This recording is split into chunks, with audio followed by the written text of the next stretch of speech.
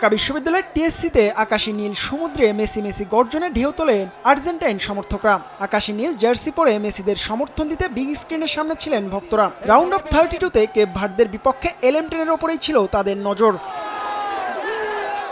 এক ম্যাচ পর রেকর্ড নিয়ে শুরুর একাদশে ফিরলেন মেসি।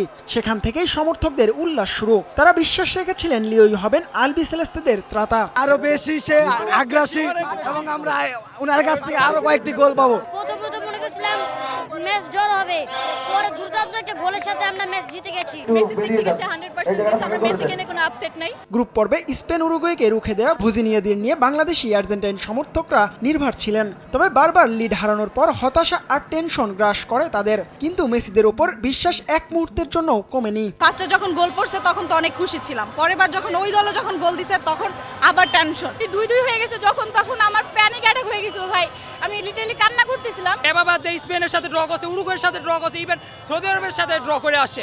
ক্যাবাবাদে কোনো সময় ছোট দল ছিল না।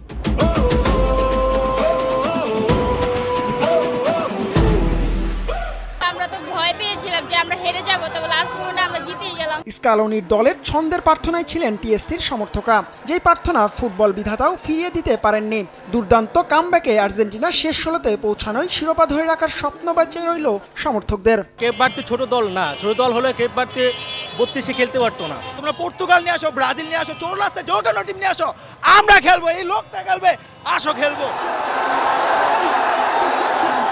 দিনের আলো ফোটার সঙ্গে সঙ্গে টিএসসির আর্জেন্টাইন সমর্থকরাও জয়ের আলোয় আলোকিত হয়েছেন। রুদ্ধশ্বাস লড়াই শেষে জয়ের আনন্দে মাতোয়ারা সবাই।